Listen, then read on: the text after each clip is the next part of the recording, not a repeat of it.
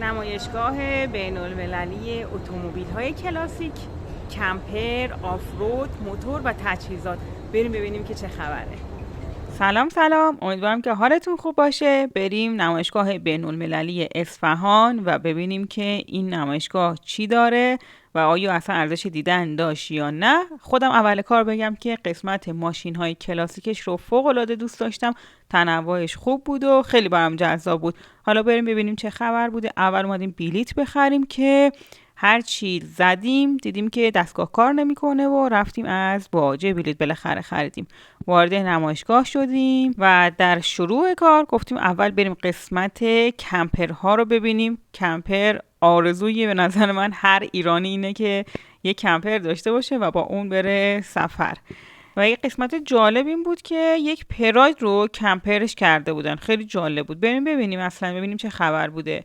بیاین یه تصویر بسازیم. یه ماشینی که دیگه فقط یک ماشین نیست، یه خونه کوچولو با همه امکانات، از ظرفشویی بگیر تا تخت خواب، حتی حمام. نکته باحالش اینجاست که فقط یه مدل ماشین نیست که میشه تبدیلش کرد. از وانت‌های معمولی بگیر تا مینیبوس‌های کوچیک، ون‌های شهری، هر ماشینی که دلت بخواد میشه یه کمپر ازش در آورد. اگر بودجه و حوصله بیشتر باشه که چقدر بهتر و عالی‌تر میشه.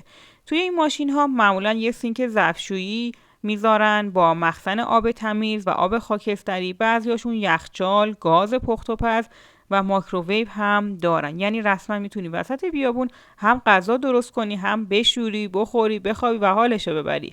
یه چیزی که خیلی خفنه اینه که توی طراحی داخلی این کمپرها مغز آدم سوت میکشه که تا 1 سانت فضا رو هم هدر نمیدن. صندلی میشه تخت، کابینت ها از در و دیوار میاد بیرون و این خیلی جالبه که یک بازی هوشمندانه با فضا رو انجام میدن. یک مدل دیگه از این کمپرها هست که بهش میگن کاروان. این شکلی کاملا مجزا به ماشین متصل میشه و یک کشنده لازمه که اینا ببره و خیلی از لحاظ اینکه اون ماشین قدرتمند باشه مطرحه و اینکه تو سرعت و توی پیچ ها این مرکز ثقلش حفظ بشه که خدای نکرده اتفاقی نیفته. نکته خیلی مهم در کمپرها که بسیار دیده شده اینه که سیستم برق باید کاملا اصولی و تخصصی انجام بشه. یعنی متخصص باید حتما این کار رو انجام بده. در غیر این صورت ممکنه با یک جرقه کل ماشین بره رو هوا و فقط بشینی نگاه کنی که این ماشین داره میسوزه. که یه سری کمپرها حتی شرکت‌های معتبر که داخل ایران ماشین‌ها رو تبدیل به کمپر می‌کردن، این مشکل براشون به وجود اومده بود و ما این رو شنیدیم و این نکته فوق‌العاده حائز اهمیت هست که باید در نظر بگیریم چون که شوخی بردار اصلاً نیست. دیگه وقتش که بریم ببینیم که یه پراید چجوری تبدیل به کمپر شده. یه چادر سقفی، صندلی جلوش هم اینطوری خوابونده.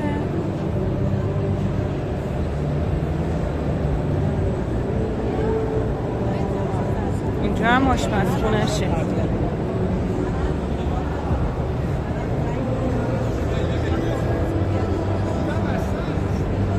خانم علیزاده هستن که یک پراید رو کمپر کردن و خوشبختانه همشهری بنده هستن، اهل انارک.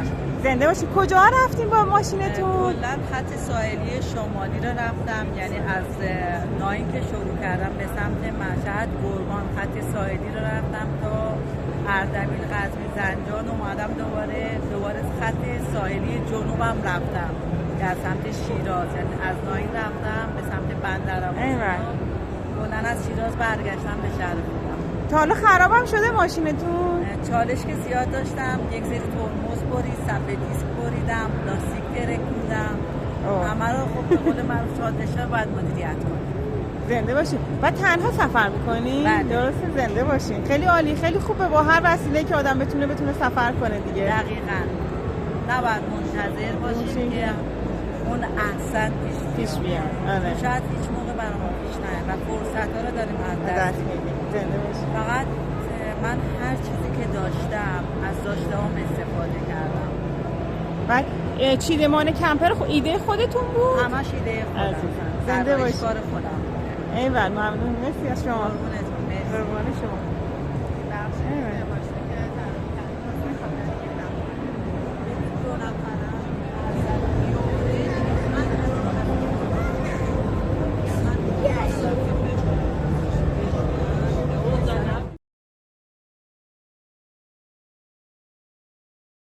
البته که شکی در این نیست که هر چقدر ماشین قوی تر باشه، بیسش کلا یک ماشین محکم و خوب باشه، آدم خیالش راحت تره، اما اینکه با پراید هم میشه این کار انجام داد در نوع خودش جالب. ببین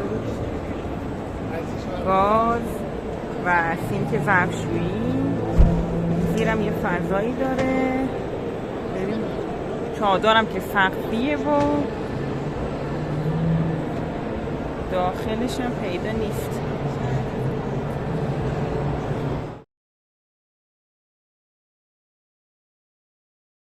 به شخصه بخوام نظرمو بگم، شاید من هیچ وقت گزینه کمپر رو توی گزینه هام نداشته باشم، به خاطر اینکه یک سری محدودیت ها میاره، هر جایی نمیتونی بری، هر جایی نمیتونی وایسی، امنیتش مهمه و اینکه شما اگه یک ماشین آفرود خوب داشته باشی میتونه همون کار رو برای شما انجام بده.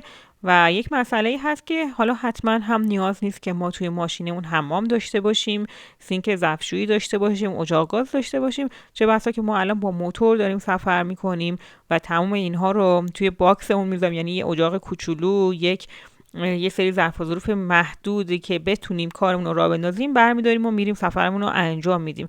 و اینکه درگیر وسایل شدن و اینکه همه امکاناتی که توی خونه هست رو ما بخوایم وارد سفر بکنیم بیاریم با خودمون، این خودش محدودیت میاره، یعنی هم از لحاظ خریدنش، اینکه چی بخریم، چی کار کنیم، کجا بذاریمش، جا دادنش اینا، و همین که کلا سفر سخت‌تر میکنه. هر چقدر ساده‌تر بگیریم، راحت‌تر و بیشتر میتونیم سفر بریم. این تجربه‌ای بوده که من همیشه در طول سفرام به دست آوردم. هر چقدر درگیر تجهیزات بشی میبینی که ای وای از خود سفر جا موندی. یک دوستی ما داشتیم که کمپر داشت و بعد از 1 سال کمپر رو فروختن و گفتش که اصلا تصور آدم ها از کمپر با واقعیت فاصله داره. وقتی واردش میشی میبینی که چقدر دردسر و مشکلات و معضلاتی داره که آدم ها از بیرون نمیبینن و فقط مثلا راحتیش و خوشگلیش و جذابیتش رو میبینن، ولی وقتی واردش میشی میبینی که ای وای چقدر دردسر و مشکل وجود داره. توی کامنت برام بنویسین که شما چه سبک سفری رو دوست دارین و با چه وسیله‌ای. این ماشین فسقلی رو ببین، همون ماشین مستر بین نیست، من تا دیدم یاد اون افتادم. رسیدیم به بخش جذاب نمایشگاه، ماشین‌های کلاسیک. توی این قسمت از نمایشگاه ماشین‌ها شامل چند قسمت بودن. یکی همین ماشین‌های آمریکایی، فولکس، رنو، پیکان و بنز. بریم ببینیم که هر قسمت چی داره برامون. ماشین‌های کلاسیک آمریکایی که تو ایران دیده میشن اغلب مربوط به دهه 40 تا 60 میلادی، 1320 تا 1350 شمسی هستن. این ماشین‌ها قبل از انقلاب به خصوص توسط طبقه مرفه وارد می‌شدن و چون دوام بالایی داشتن هنوزم بعضیاشون قابل استفاده هستن. یکیش شورلته که طراحی کشیده، چراغ‌های عقب گرد یا افقی، از ماشین‌های محبوب دهه 60 و 70 بود.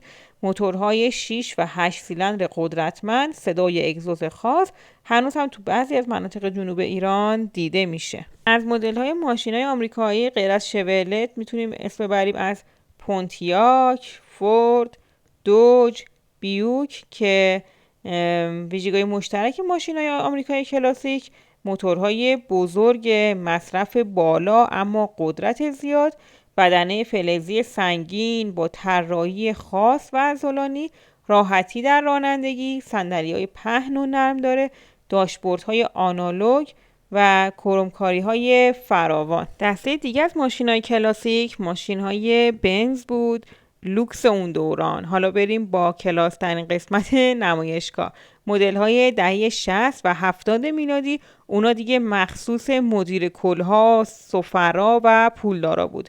موتورهای 2 تا 2.8 لیتری، کابین چوبی و مخملی، فرمونای نازک با آرم بنز وسطش. خیلی هنوز عاشق اون صدای در بنزن که وقتی بسته میشد یه تق خاصی داشت. بریم سراغ پیکان، نوستالژی مشترک ایرانی ها. پادشاه خیابونای ایران تو دهه‌های قبل پیکان بوده. از سال 1346 شروع به تولیدش شد، اول با اسم پیکان دولوکس، بعد مدل‌های جوانان، استیشن و وانت. موتورش معمولاً 1600 سی سی بود، 4 سیلندر. شاید خیلی الان بخندن به امکاناتش، ولی اون زمان یک ماشین کامل و مردمی بود. باهاش سفر میرفتن، عروسی میرفتن، جاده شمال میرفتن، خلاصه همه کاره بود. رسیدیم به بخش جذاب فولکس. خیلی از ما با دیدن فولکس بیتل یا ون فوری یاد فیلم‌های قدیمی و حال و هوای دهه‌های قبل میافتیم که یک زمانی این ماشین برای خودش پرفروش‌ترین ماشین بوده. فولکس بیتل معروف به قورباغه‌ای یا فولکس قورباغه‌ای یکی از پرتیتراژترین ماشین‌های تاریخ بوده. طراحی اولش برمیگرده به سالهای قبل از جنگ جهانی دوم. تو ایران از دهه 30 تا 50 شمسی وارد شد. موتور 4 سیلندر هواخنک توی صندوق عقب قرار داشته و از این لحاظ خیلی خاص بوده. دنده دستی، صدای خاص موتور و فرمون گرد و جمع و جورش معروفه. خیلی اقتصادی بود، هم مصرف کمی داشت، هم قطعاتش ساده و با دوام بودن. بریم سراغ ژیان.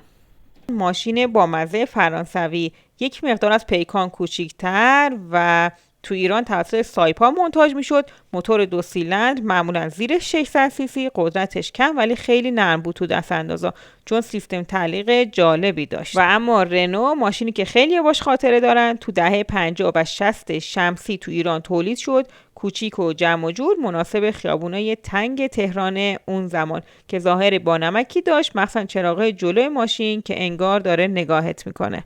امیدوارم که از بخش ماشین‌های کلاسیک خوشتون اومده باشه. بریم سراغ موتورهای سفری، کروز و کلاسیک. درباره موتورهای سفری و ادونچر بخوام بگم، از بهترین و گرونترین الی آخر، اول CRF رالیه که هم آفروده هم برای جاده مناسبه، خب از همه گرونتره. دوم ورسیس کاوازاکی، سوم ویستروم سوزوکی، 4 KTM 250، 5 بنلی TRK که موتوری که ما باهاش سفر میکنیم، 6 دلتا رالی، بعد زونتس و بعد NH. همه این موتورهایی که گفتم 250 سی سی هستن، چون که توی ایران ما اجازه نداریم بیشتر از این سوار بشیم و اینکه ما بنلی TRK داریم.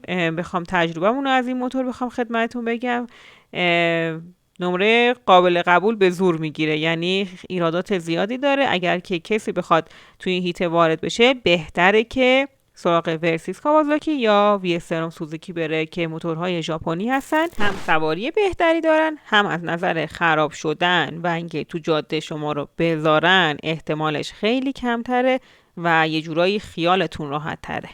و البته که خب قیمتش هم تقریبا 2 برابر بنلی TRK هست.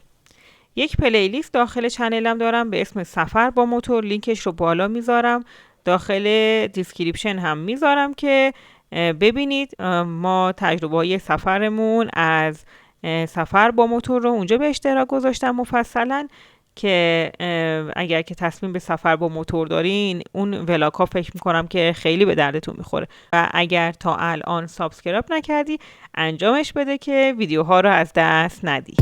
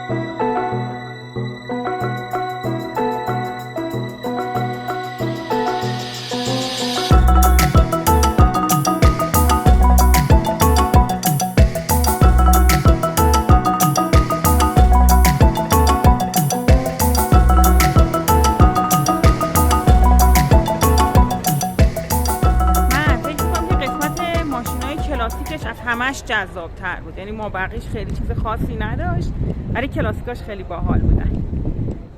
امیدوارم که دوست داشته باشین و با سابسکرایب کردن به من انرژی بدین.